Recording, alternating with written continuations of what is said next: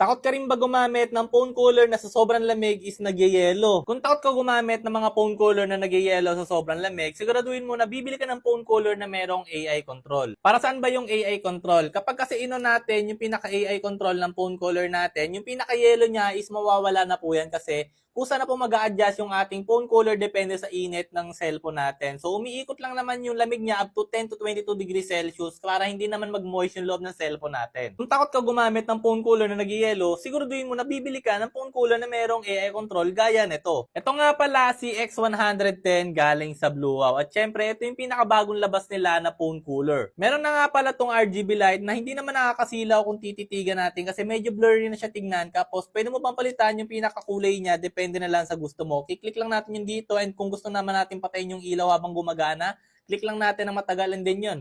Gumagana pa rin siya kahit na wala na siyang ilaw and kung bubuhayin naman natin yung pinakailaw niya, click lang natin na isang beses, babalik na uli siya sa dati. Kapag umorder nga pala kayo nito, may kasama na po yung dito na clip. Syempre, detachable naman to, pwede nyo alisin at pwede nyo ring ibalik. Kung sakali naman na ayaw nyo gamitin yung pinaka-detachable clip niya, meron naman siya ditong kasama na magnetized sticker. Dalawa naman yung binigay nila sa akin. Hindi ko lang alam kung dalawa din ba yung binibigay sa inyo or nagkamali lang naabot sa akin. Pero yun na nga, may kasama siyang ganito. May kasama na rin siyang charger dito, Type-C na rin pala to at syempre mahaba at makapal na rin para magagamit talaga natin. At para sa mga gamer at pasmado yung kamay, may finger seal na rin silang binibigay para sa atin. May kasama na rin pala siya ditong lagayan niya, no? Yung pinaka-case niya. Ang kagandahan dito, tayo mga gamer kasi alam naman natin napakakalat natin pagkalaro, salpak agad kung saan-saan yon. May lagayan na siyang binibigay para naman hindi na tayo maging makalat. So yun lang, kung gusto mo rin pala umorder nitong X110 ng Blue Wow, ilalagay ko na pala yung link nito dito sa may yellow basket para naman same quality at syempre legit na shop yung ma-orderan ninyo. So yun lang, kayo na lang bahala mag-checkout dyan.